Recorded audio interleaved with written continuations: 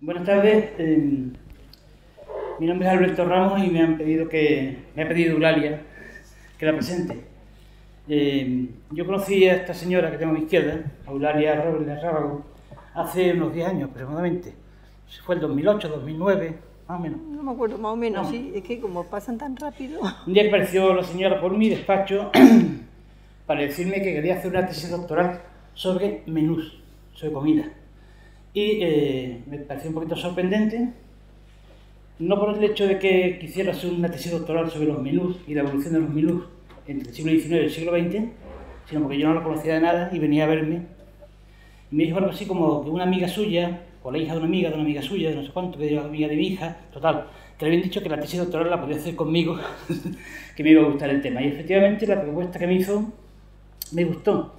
Es una parte de lo que hoy va a hablar en esta intervención, en esta conferencia, tiene que ver con la tesis doctoral que realizo. Antes me gustaría contarles que Eulalia, que empezó estudios de Derecho en la Universidad de Sevilla y abandonó muy pronto, pues se dio cuenta que eso no era para ella, estudió Magisterio en la especialidad de Lengua Española y Idiomas Modernos, en inglés.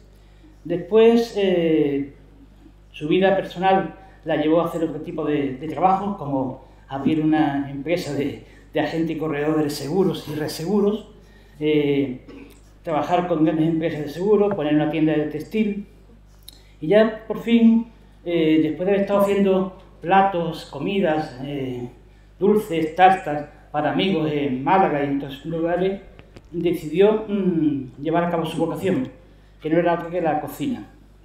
De manera que en el año 2003 se inicia o se matricula en un curso de formación profesional de cocina, del grado superior de restauración de formación profesional. En 2005 termina ese curso, hace prácticas en el Hotel Monasterio del Puerto de Santa María y después le lleva a impartir cursos de cocina en proyectos de cooperación, en proyectos de solidaridad en Puerto Real.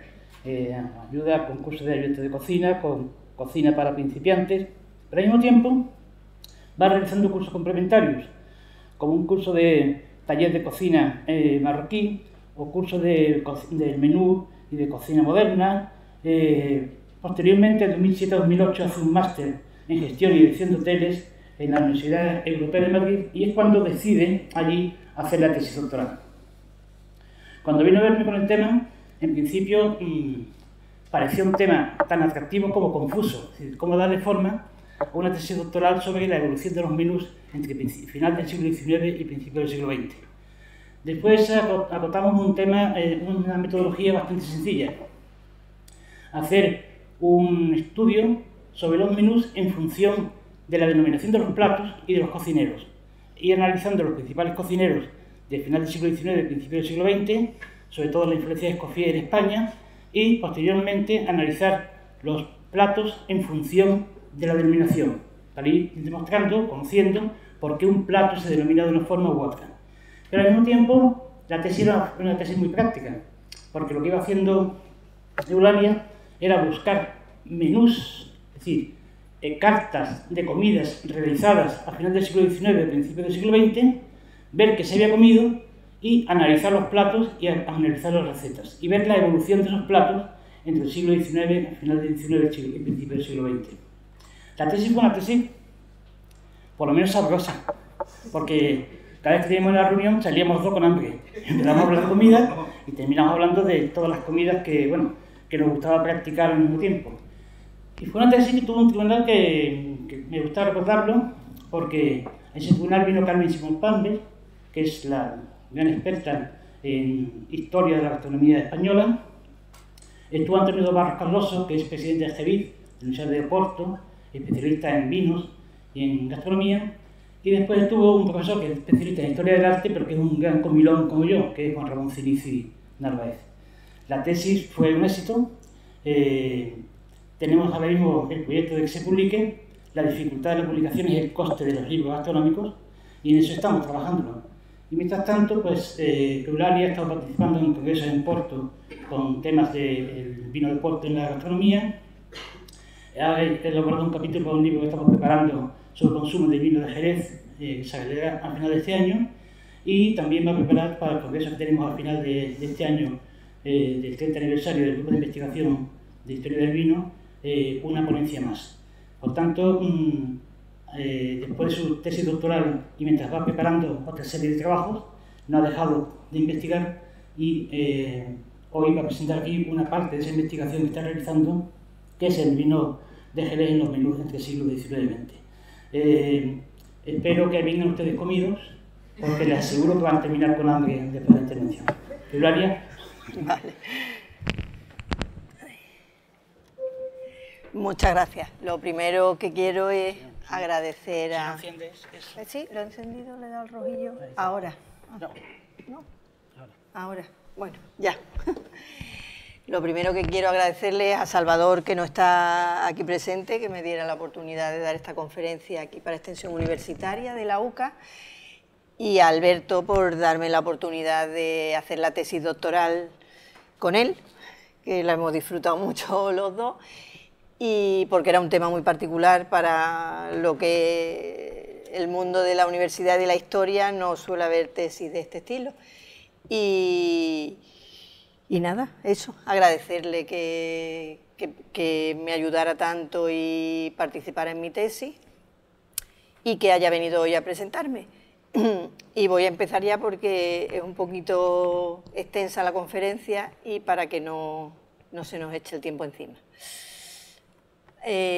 Yo voy a hablar del vino de Jerez en la época de finales del 19, principios del 20. Lo primero, situarnos en el siglo XIX, lo que supuso para el mundo de la gastronomía el siglo XIX.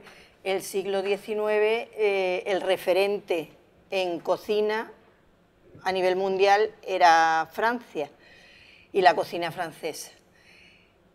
A raíz de la Revolución Francesa, la mayoría de los cocineros de lo que serían las figuras de hoy día aquí en la cocina que conocemos actualmente, que eran las figuras en Francia, pues se quedaron, como si diéramos, sin empresarios, sin empresas. La aristocracia sufrió lo que fue la Revolución Francesa y entonces ellos la cocina sufrió otra revolución, y es que todos esos cocineros salieron de los palacios, salieron de las casas aristocráticas y empezaron a montar sus propios negocios, a intentar reinventarse, dado que la situación había dado un cambio drástico. En su restaurante ellos cuidan al máximo los detalles, cuidan lo que son los menús, que es de lo que yo voy a hablar. Anteriormente los menús eran una lista colgada en una pared y pasan a ser unas cartulinas, en el siglo XIX pasan a ser cartulinas más decoradas, cuidadas con esmero, para que el comensal pueda ver los platos con más detalle en los restaurantes franceses, en este caso, que fueron los que comenzaron esta revolución. La burguesía, la alta burguesía, empieza a tener acceso a lo que es toda esta alta cocina y comienza a acercarse al pueblo, no al pueblo llano, pero sí a un estrato no tan elevado como en el que se movían estos cocineros anteriormente, que era al nivel de la aristocracia. En esta nos vamos a centrar más que nada prácticamente en lo que es en España. Aquí pueden ver pues los libros de cocina, que en aquella época también sufrieron un cambio. Los libros de cocina empezaron a parecerse a lo que ahora conocemos nosotros como libros de cocina, con las cantidades mejor especificadas. Las revistas de cocina apareció el Gorro Blanco en España, que duró más de 30 años su edición, y todos estos personajes que ustedes ven aquí, aparte de ser los autores de estos libros y autoras de estos libros, todos ellos empezaron desde abajo, o sea, desde un nivel bajo dentro del mundo de la cocina, y fueron subiendo. Pero fueron personas con un gran interés cultural y un gran interés por formarse. Fueron al extranjero, o sea, muy parecido a lo que quizá ahora podemos ver en la alta cocina que conocemos.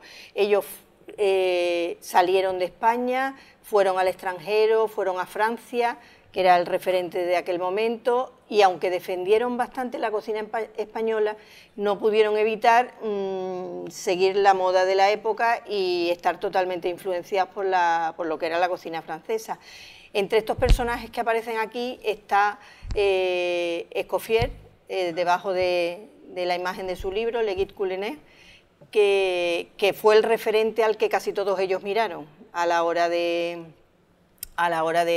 elaborar sus recetas y de aprender. Y ahí todos ellos eran de extracción humilde, menos María Mestaller, que conocida como Marquesa de Paravere, que no era marquesa y todavía es un misterio por qué se llama Marquesa de Paravere, que si era su abuela, que si no era su abuela, que si se lo puso ella porque le gustó. Ella era hija de un diplomático, ella no empezó desde abajo, era una gran gastrónoma, tenía mucho interés por la gastronomía y bueno, puso restaurantes, tuvo restaurantes, etcétera. Pero no me emociono hablando de esto porque si empiezo a hablar de cada uno de todos ellos, me emociono y no avanzamos.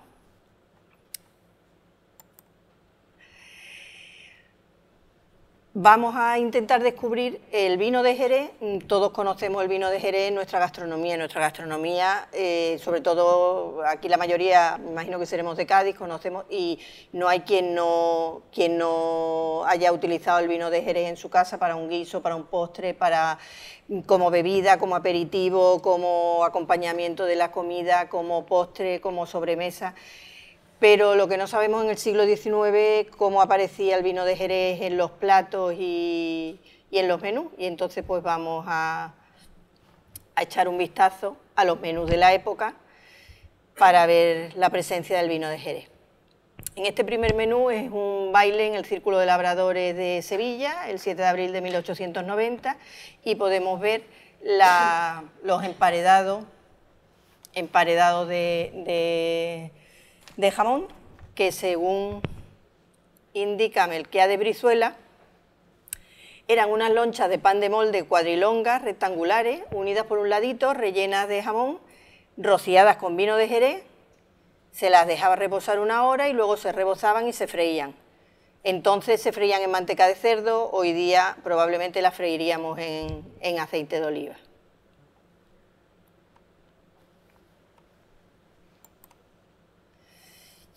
El vino de Jerez estuvo muy relacionado también con el mundo inglés y con Inglaterra, y este menú, que también corresponde a lo que son entrantes y aperitivos, es un menú que se dio en Hatfield House, en Inglaterra, propiedad del marqués de Salisbury, que era entonces el primer ministro inglés. Y lo curioso es que aquí, en esta parte de aquí, indica que la distancia a la que estaban era a media hora de camino de hierro de Londres. Eso quiere decir, que me imagino que lo saben todos ustedes, que era la distancia en tren que había desde Londres hasta Hatfield House. El plato que he escogido de este menú son los bocados a la reina, que tienen una historia también, cuentan que también se llaman, además de bocados a la reina, bocados a la glotona, porque por lo visto se los pusieron a la reina Hortensia, una buena fuente de bocados a la reina, y se los comió todos, y cuando terminó de comérselos todos dijo, bueno, y para los que hay aquí no hay unos poquitos, no hay. Y entonces dice Ángel Muro que además de llamársele bocado a la reina, se le llamaba bocados a la glotona también, bocadillos a la glotona. Y son una especie de bartolillos, pastelitos en forma casi triangular, que van rellenos de jamón y pechuga cocida al vino de Jerez, y luego horneados.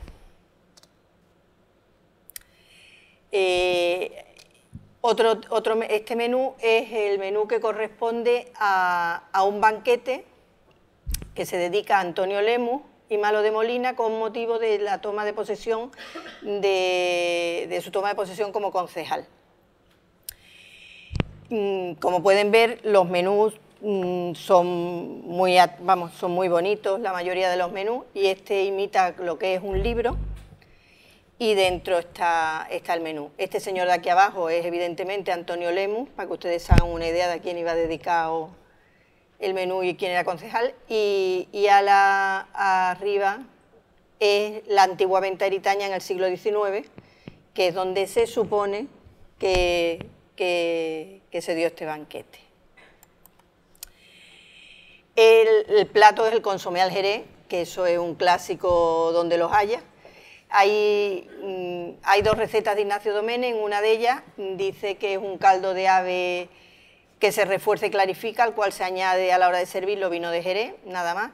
Y afinando luego más, en el gorro blanco aparece una receta que es consomé al González Vías, que es un consomé perfumado de apio, tomate, zanahoria, puerro, etcétera, con despojos de pava, cordones de solomillo, un rabo de buey más distinguido, que luego, una vez elaborado, se pasa por un lienzo y ellos, para darle un tono, lo colorean con caramelo o carmín encarnado, dándole un tono caoba, y lo perfuman con Jerez González Vías. Ellos especifican que lo perfuman con este tipo de Jerez. Y este consomé un poco más elaborado lo sirven en taza con 3 filetes, uno de royal. El royal es una especie de flan salado que se corta en trocitos y se añade, lengua escarlata y pechuga de ave. Aquí vemos una nota de prensa en la que se anuncia un banquete de gala en conmemoración del 19 cumpleaños de la reina Victoria, en el Alcázar de Madrid, el 25 de octubre de 1906.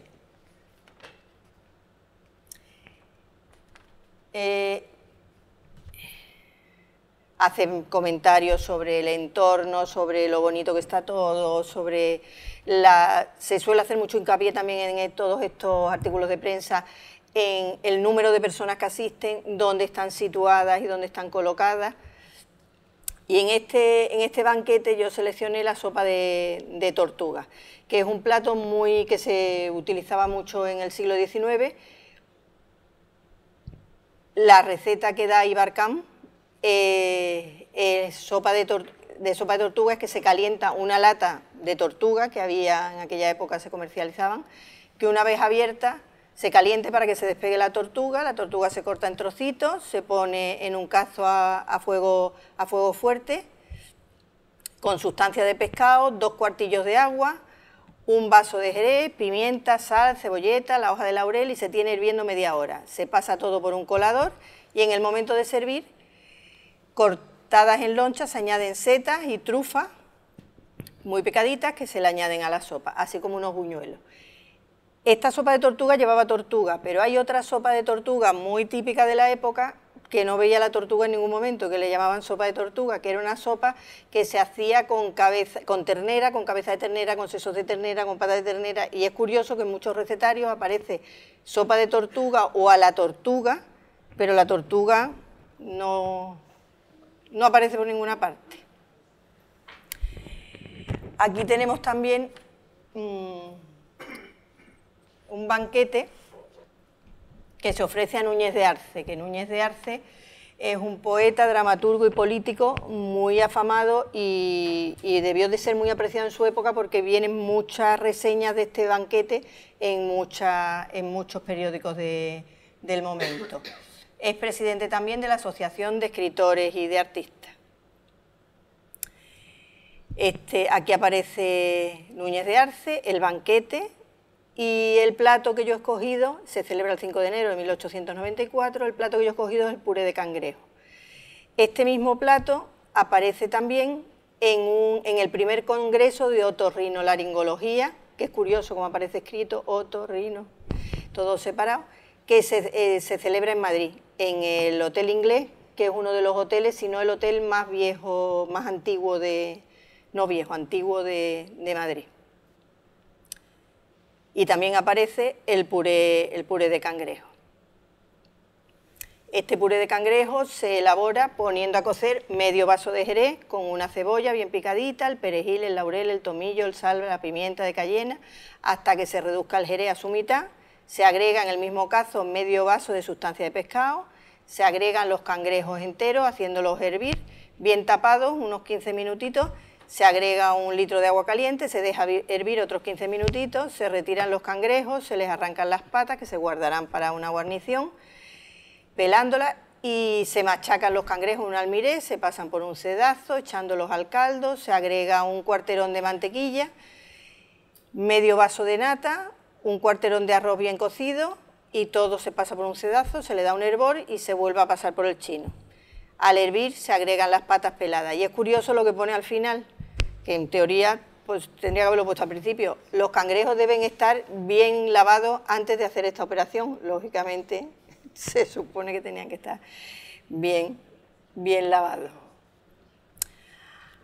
Aquí hay otra nota de prensa, un banquete a Malagarriga y Dedeu. Malagarriga es el fundador es un periodista, y el señor Dedeu es el fundador del primer comité republicano en Buenos Aires. Este banquete es en honor a estos 2 señores y también para celebrar el 36 aniversario de la proclamación de la República en España.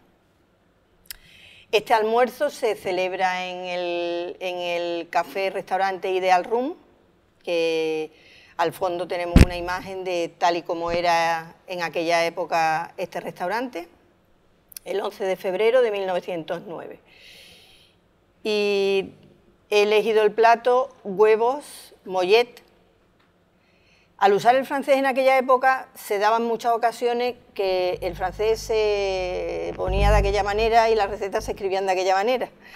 Y aquí pone meoulés a la Polignac, que no tiene nada que ver, son huevos mollet a la Polignac. Estos huevos se hacen dentro de un... No voy a leer la receta, voy a dar un resumencillo. Estos huevos se hacen en unos moldecitos que se untan con mantequilla, evidentemente, y en el fondo se pone una lama de trufa, se pone el huevo, se mete en el horno y se cuida de que se cuezan lo suficiente para que la clara esté hecha, pero la yema esté líquida. Se mantienen luego calentitos en una tartera y se retira la tartera del horno. Y luego en una cacerola se pone al fuego un jugo de carne casero, 2 cucharadas de Madeira o de Jerez. Dicen en aquella época se alternan mucho el Madeira y el Jerez, se sustituyen el uno al otro. Y es curioso porque en el libro de Escoffier, en la versión francesa, hay una versión francesa y luego hay otra versión inglesa. En la versión francesa, en los mismos platos, en la versión francesa se pone vino de Madeira y en la versión inglesa se pone vino de Jerez. Sería por la relación que a lo mejor tenía el mundo inglés con el vino de Jerez. Se le agregan unas gotas de limón y el resto de la mantequilla, se desmoldan los huevos y se cubren con esta salsa y se adornan con unos costroncitos de pan frito. Esta receta es de la marquesa de Paravere, de María Mestaller. Y en el periódico La Correspondencia de España viene una reseña de la conmemoración del primer centenario de las Cortes de Cádiz. Y detalla que en el puerto de Cádiz estaban atracados los transatlánticos Alfonso XII y Joaquín del Piélago, que eran muy amplios y muy lujosos, y en los cuales se dieron muchos banquetes para homenajear a todas las personalidades que venían del extranjero. Y también se utilizaron como hoteles, se alojaban en estos 2 transatlánticos, se alojaron embajadores, generales, diputados y senadores. Esta es una imagen del transatlántico Alfonso XII y del salón principal, donde se celebraron gran parte de estos banquetes. El plato rodaballo a la rusa es un rodaballo que se sirvió en este banquete, es un rodaballo bien limpio que se remoja en agua y sal. En un cazo se rehogan 2 onzas de mantequilla con una cucharada de harina y a los 10 minutos se le agregan 3 cebolletas bien picadas, una cucharada de puré de tomate y una copita de jerez.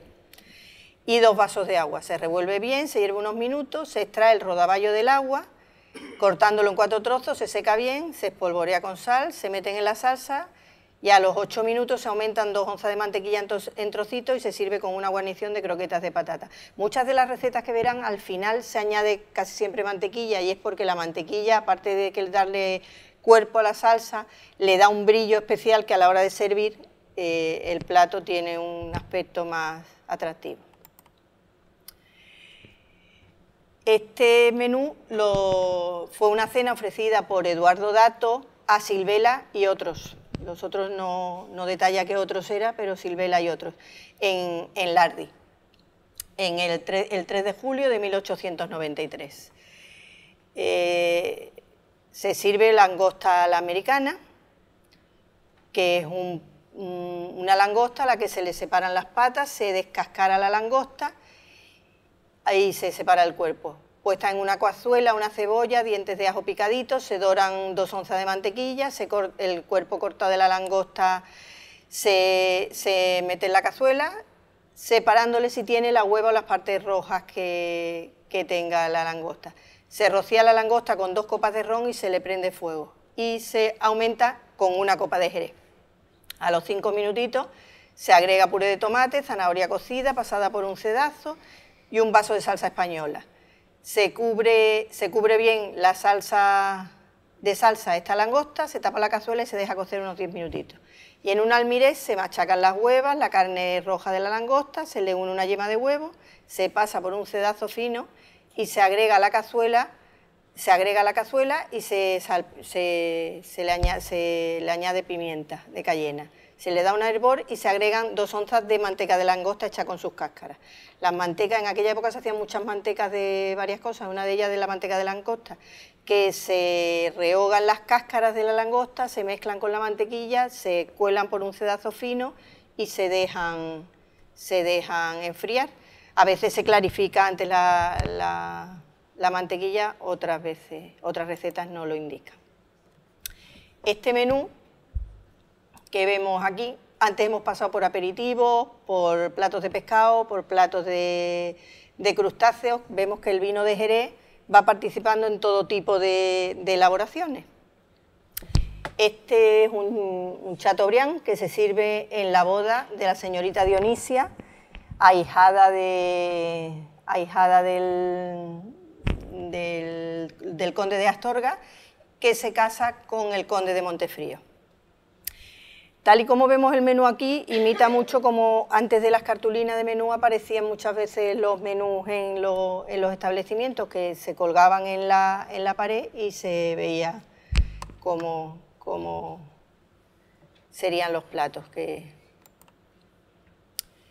El Chateaubriand, la historia que cuentan del Chateaubriand, que esto es como todo, las historias pueden ser verídicas o a lo mejor no. Cuentan que el vizconde de Chateaubriand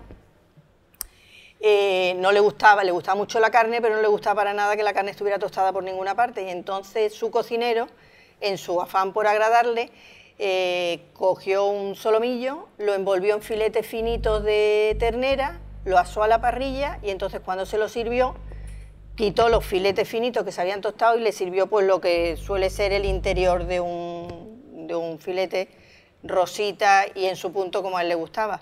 Melquiades Brizuela comenta que ellos en los buques, él dice en los buques porque Melquiades Brizuela fue jefe de cocina de los buques de transatlántica, que eran el Alfonso XII, el conde Guifredo, un montón de transatlánticos en los que la familia real viajaba muy a menudo, y él era el encargado de ofrecerle un banquete, un buen menú, él era el que se ocupaba. Entonces por eso dice que este tipo, la receta que él da, es que este tipo de carne se debe de hacer a la parrilla, pero que los buques, que tienen otra serie de limitaciones, lo hacían en una sartén a fuego fuerte. Y él le agrega un poco de vino, el toque que él le da es que le agrega un poco de vino de Jerez al final de la elaboración. Como no podía faltar también el clero, en aquella época se cuidaban y tenían, se han cuidado siempre, espero que si hay alguien del clero no le moleste, pero se han cuidado siempre muy bien, y en aquella época pues no iban a ser menos, y entonces dan un banquete al ministro de Gracia y Justicia. Lo curioso de la reseña de la prensa es que el nuncio estaba de luto y entonces le dieron el banquete al ministro, pero él no asistió, porque como estaba de luto, solo fue a los postres a brindar con el ministro. Y es un menú que se da en Granada el 29 de enero de 1896. Y el plato que yo he seleccionado de este menú es el jamón en dulce. El jamón en dulce, también llamado jamón a la española, según indica Teodoro Bardají.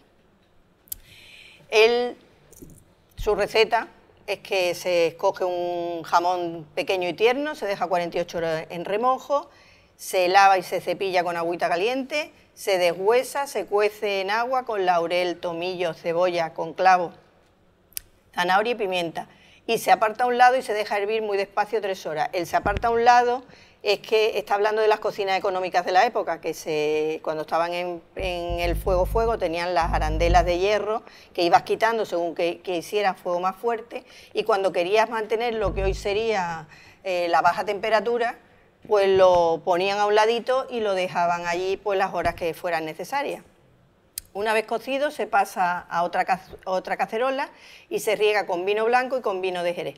Se deja cocer al fuego, tapado 10 minutos, se deja reposar una media hora, se le quita la piel y se le añade azúcar y gelatina granulada en los surcos que ha quedado. Se envuelve en un paño muy apretado y se le deja bastante peso encima y se deja enfriar.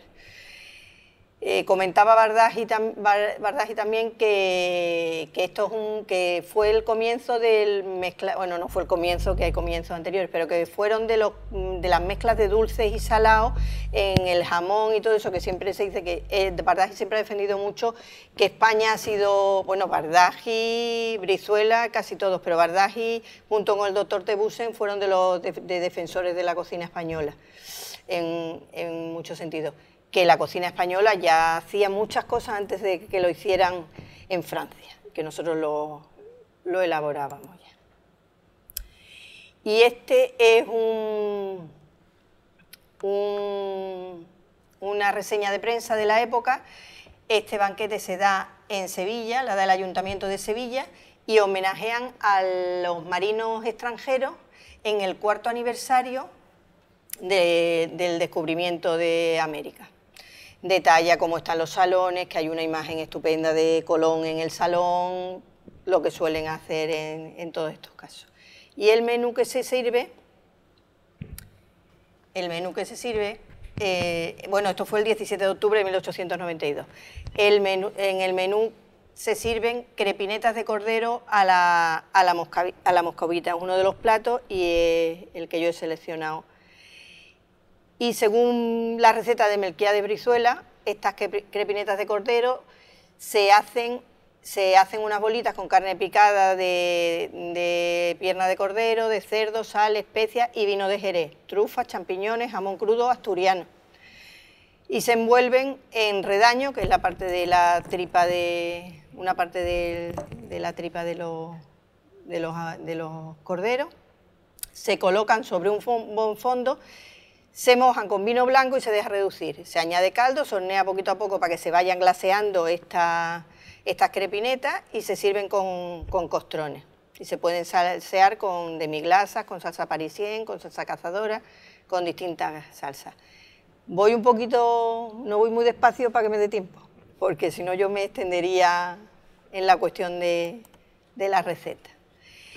Y aquí podemos ver.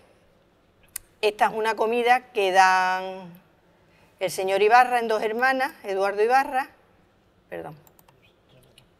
Y es curioso que es un banquete político. Él indica que es un banquete político y que tiene el honor de invitarle a comer en Dos Hermanas el día 5 del corriente y que esta misma etiqueta le servirá de billete de tren. O sea que esta etiqueta, ellos se pueden dirigir a la estación de San Bernardo y presentando esta tarjeta viajarán a Dos Hermanas. El plato de esta comida que he seleccionado es son los pollos, estamos con las carnes, el chateaubriand, las aves, los corderos y ahora los pollos. Son unos pollos cortados en cuartos que se doran en manteca de cerdo.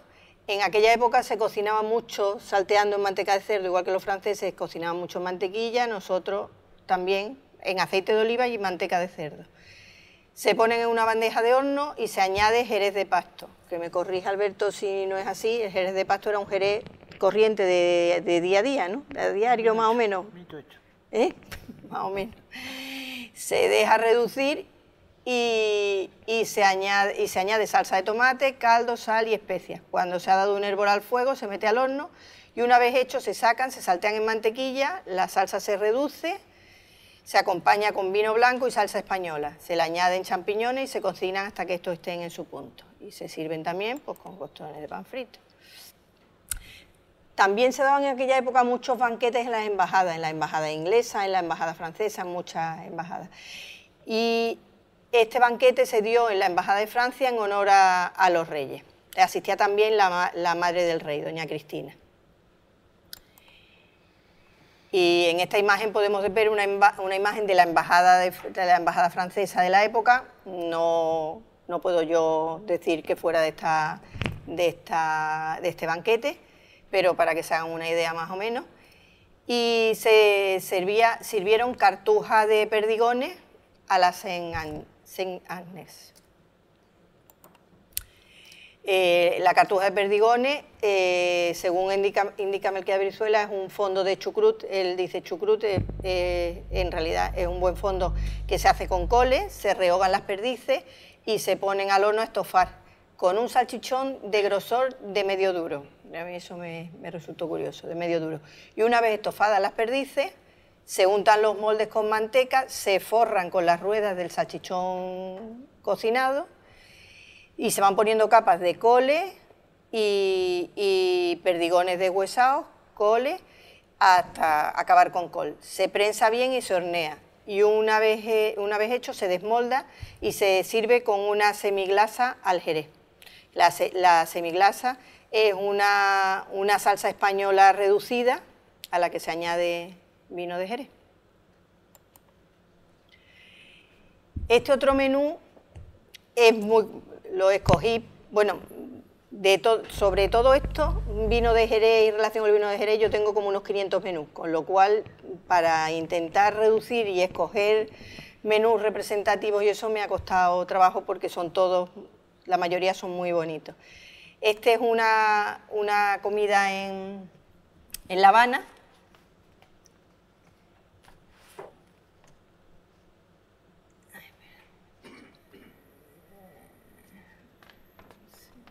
Sí, es que me he saltado de página, perdón.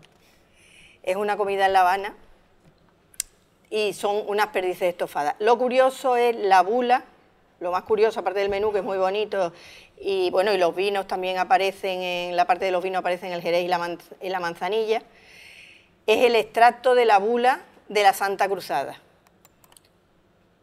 en la que los militares súbditos españoles que constituyen tropa activa pueden lícitamente comer laticinios, carnes saludables y promiscuar en una misma comida.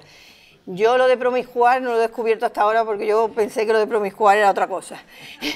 Y promiscuar es que no podían mezclar carnes y pescado en el mismo menú.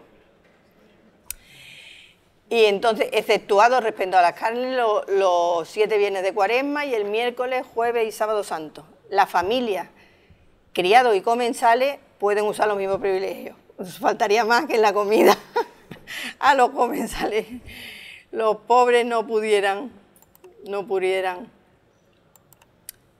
Estas perdices estofadas se estofan, las perdices limpias en una cazuela con aceite, ajo, cebollita picada, pimentón dulce, pimienta en grano, canela molida, nuez moscada y vino de Jerez y una cucharada de vinagre. Y una vez tiernas se retiran y se dejan enfriar. Este estofado de perdices servía también para hacerlas en conserva. Se podían enlatar y se mantenían en perfecto estado.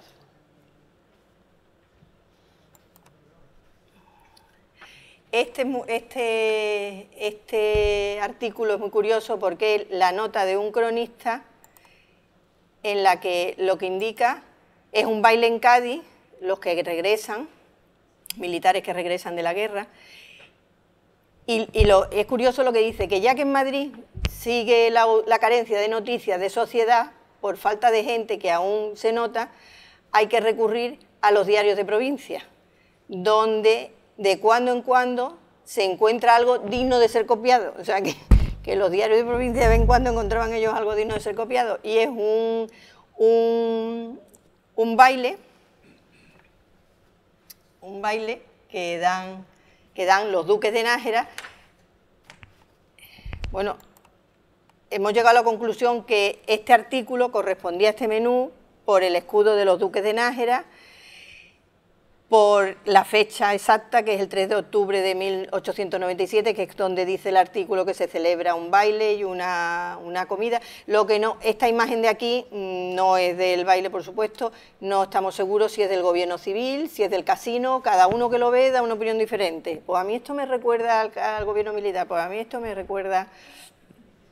Pero, y lo que se elabora es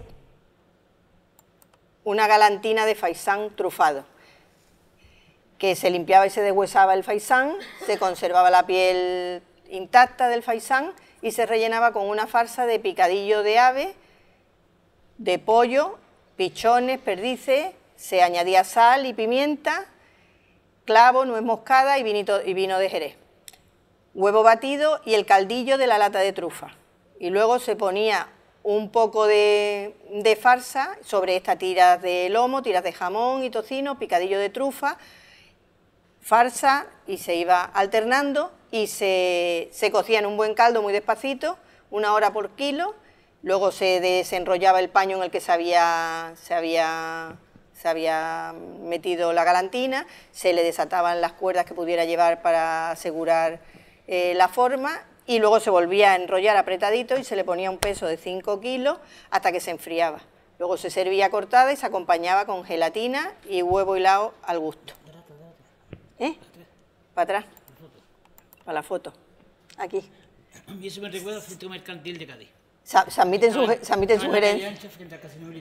admiten sugerencias porque cada uno, todo el mundo reconoce las columnas, a todo eso y esas columnas. ¿El Centro Mercantil de Cádiz? Oh, sí. ¿No es más alta que la del casino? Probablemente sí, porque eso que me dijo, el casino no es, que el casino es más estilo más mozárabe y este no es el otro. Manuel, ¿tú se te ocurre también de dónde pueden ser? Bueno, de Cádiz. Bueno, pero sabes de Cádiz más que tú, más que yo. El Centro Mercantil, que estaba en la calle Ancha, frente al Casino Militar, donde está actualmente el rectorado, y estaba antes Galería Especial. Ahí estaba. Bueno, pues ya sabemos. Lo que me recuerda. Sí, seguro, ahí hay todas posibilidades. Se admiten sugerencias. Y luego esta es una comida de confianza, que era otro tipo de comidas que vienen reseñadas también en los libros de la piensa, comida de confianza, que supongo que, bueno, pues que era gente de su confianza, evidentemente una cosa un poco más informal dentro de... que no, el concepto informal seguramente no sería lo que entendemos nosotros ahora por informal. Y esta imagen es una imagen del Museo del Romanticismo en Madrid, que recrea lo que se supone que era un comedor como estarían en el siglo XIX. Y se sirven canetones fríos a la sevillana. El canetón es lo que llaman un pato cruzado, que es un pato que vive semisalvaje y un poquito de salvaje, un poquito de doméstico. Según la receta de Ignacio Doménez, se coge un pato que esté bien limpio, hibridado, y se brida con bramante, y en una cacerola se pone un poco de manteca de cerdo para que se rehogue, y una vez dorado por todos los lados se moja con vino de Jerez. Como vemos, yo he resaltado en rojo el vino de Jerez que aparece en todos los platos y recetas, y se reduce. A continuación se ponen unas legumbres cortadas, zanahoria, cebolla, laurel, 2 clavos de especias, y se mojan con caldo, se ponen a cocer y al horno. Una vez cocido el pato se saca de su fondo, se desbrida y se pone en otra cacerola. Y el fondo se pasa por un tamiz y, si es necesario, se reduce. Se liga con un roux y, una vez ligado y bien reducido, se le echa al pato por encima y se deja cocer. Se añaden las aceitunas previamente deshuesadas y cocidas. Muchos platos a la sevillana llevan, la característica que tienen es que llevan aceitunas. Se puede servir frío o caliente, en este caso se sirve frío. Un dato que bueno, que lo hemos estado viendo, pero como verán todos, tanto en el menú inglés que vimos, la mayoría, salvo excepciones, los platos vienen escritos en francés. Se escribían en francés todos. Raro era que se escribieran en español. Estoy hablando de menús de banquetes, de celebraciones, de ese tipo de acontecimientos. Esta es la boda de don José Arias y la señorita Teodora Velasco, que es servido por el Hotel Samaria de Palencia, pero se sirve en Castromocho, el 1 de julio de 1908. Aquí ya pasamos a lo que son los postres, en los que también sigue apareciendo el vino de Jerez. Y esta imagen es del Hotel Samaria de entonces, de la época, de la entrada de dicho hotel. La tarta imperial es una tarta que está hecha con harina, azúcar, vainilla, según el gorro blanco, vainilla, jerez, almendra, y que se rellena de una mezcla de caramelo, almendras y chocolate, y va cubierta por chantilly y glaseada, y un glaseado. En este menú es del... Vamos a ponerlo aquí para que lo vean. Ofrecido por el capítulo de la masonería, del capítulo de Cataluña de Caballeros del Santo Sepulcro al excelentísimo señor Capitán General del Principado, representante de su Majestad el Rey de España, Conde de Barcelona, y al excelentísimo, ilustrísimo señor Bisbe de Vic, nuevo caballero de la Orden. En este menú se sirven pastas. Yo no digo en ninguno de los menús que esa receta exactamente fuera la que llevara vino de Jerez, sino que en los libros estas recetas aparecen con vinos de Jerez hechas. Hay muchos cocineros de la época que la hacen con vino de Jerez. Pastas hechas con harina, manteca de cerdo, azúcar glas, esencia de limón y Jerez. Y ahora vamos a pasar, ya hemos pasado de la presencia, hemos visto la presencia del vino de Jerez en todos los platos, desde el principio de una comida hasta el final de una comida, en todos los platos hay posibilidad de que aparezca el vino de Jerez. Luego, entre plato y plato en la época se servían ponches o sorbetes, que se servían para que preparar el estómago para poder pasar a lo que se suponía que eran los platos fuertes, los asados y los platos más fuertes. Entonces se ponía un ponche dividiendo, unos sorbetes dividiendo para poder preparar el estómago y seguir con la comida. El menú, uno de los menús es un banquete en la Alhambra en honor de del senador electo que ofrece la Universidad de Granada al doctor excelentísimo señor don Felipe Sánchez Román. Y el de la derecha es un menú del Hotel Washington Irving de Granada. El 1 se celebra el 18 de junio de 1899 y el otro, no, 89, y el otro 3 años antes, en el 96, en 1896. 7 años después, ¿no? El anterior, este no es antes. 7 años después. Este el 94 y este en el 99. El 89 y 96, son 7 años después. Ah, 7 años después, vale, pues sí, pues será. Yo lo había pensado. Es verdad, 96, yo pensaba que era 86. Muchas gracias.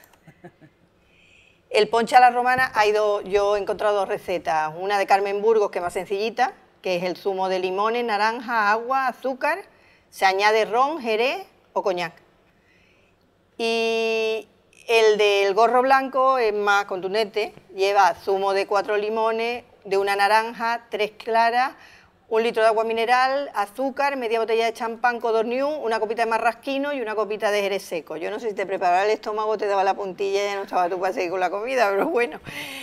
Se exprimían los limones, las naranjas, se ponían en una vasija, se le añadía el agua, el azúcar y el champaña, se revolvía todo y cuando el azúcar ya estaba diluido se pasaba por un colador y se echaba en una sorbetera heladera de la época, que eran como dos recipientes metidos uno dentro de otro, que alrededor llevaban azúcar, hielo y sal. se iba moviendo con una manivela y cuando estaba helado se le añadían claras batidas a punto de nieve, el marrasquino y el jerez. Y se servía en la comida. El vino de Jerez, evidentemente, como bebida ha sido muy importante. Hemos pasado por los platos y en las comidas, pero ahora pasamos a las bebidas.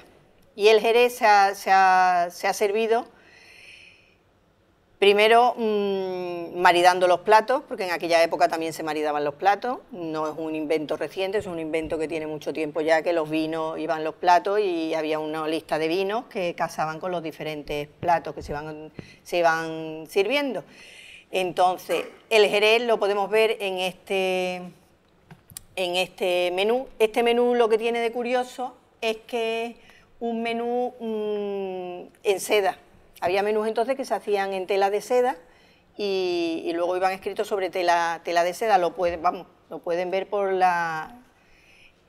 en persona, es más llamativo. Así se puede hacer una idea por las aguas y todo que tiene. Y aquí el Jerez aparece en primer lugar. Se sirve el 25 de abril de 1902. Lo sirve la Casa Pince. No quiere decir que se sirviera en la Casa Pince, sino que ellos lo sirven. Los catering ya existían en aquella época, como hemos visto en el de la boda anterior. Un experto en catering, por ejemplo, era Ignacio Domènech. Ignacio Domènech servía en las embajadas, sirvió en muchos banquetes, en muchos sitios, y muchos otros cocineros de la época llevaban las elaboraciones, con la dificultad que entrañaba entonces, y para muchos comensales. Y el Jerez aparece aquí en primer lugar. Y esta es una imagen pues del restaurante Casa Pince en Barcelona. Y aquí este recorte de prensa yo lo he seleccionado porque la infanta se llama doña Eulalia, igual que yo, y como un nombre poco corriente, y es una comida con la que obsequiaron a la infanta Eulalia en la Diputación Provincial de Barcelona. También aparece el Jerez en primer lugar, como acompañando los primeros platos o como aperitivo. En este otro menú aparece el Jerez ya en segundo lugar, acompañando un puré de cangrejo. Aparte de ser el menú muy bonito, en la tarjeta pone que indica que es el ilustrísimo señor don Víctor Balaguer. Don Víctor Balaguer, hay un museo en Vilanova y la Geltrú, de la cual yo he conseguido muchos menús de los de mi tesis y demás, que es el Museo Víctor Balaguer, y muchos de los menús que hay en este Museo Víctor Balaguer se los regaló Mariano Pardo Figueroa, el doctor Tebusen, que era muy amigo de Víctor Balaguer, y muchos menús están allí en este museo que fueron donados, regalados por el doctor Tebusen, que significa, es el acrónimo de embustes, puesto en otro orden de palabras. La vida de este señor daría para otra conferencia extensísima, un señor súper interesante, experto gastrónomo. Aquí aparece también el Jerez. Estos dos menús son, cada uno tiene su curiosidad. El uno es porque es un menú de un banquete que se dio en la inauguración del alumbrado por gas acetileno en la ciudadela de Menorca, el 8 de junio de 1902. Se sirve Jerez Marqués de Misa y casi al final de la comida, supongo que por la situación es con los postres, y luego el champán. Solían ir al final, en los postres solían ir Jerez, champán, y en muchos casos también los oportos iban al final. Y esta otra es una comida de Su Majestad en el Gran Café Restaurante de París de Reus. Gran Café Restaurantes de París había por toda la geografía española, porque como Francia era el referente, había montones de grandes cafés restaurantes de París. Y aquí aparece en último lugar Néctar González Vías y compañía. Aquí podemos ver el Jerez. Este es un menú de Su Majestad en el Palacio Real. Aparece al principio y al final. En el primer lugar, Jerez 1847, si no lo leo mal, y al final Pedro Jiménez. se sirve un Pedro Ximénez. Y este artículo, esta nota de prensa, también hace referencia al menú, al siguiente menú, y es curioso porque fue aquí se ve,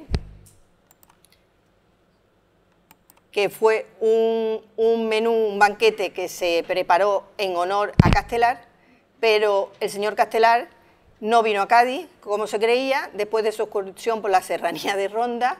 Ayer mañana desembarcó en San Fernando y en otro tren mixto de la tarde se dirigió a Sevilla, sin detenerse en Jerez, donde se le había preparado un banquete, que es el banquete que viene a continuación en honor a Castelar. Pidió luego muchas disculpas, se disculpó, dijo que volvería, pero vamos, los dejó plantados.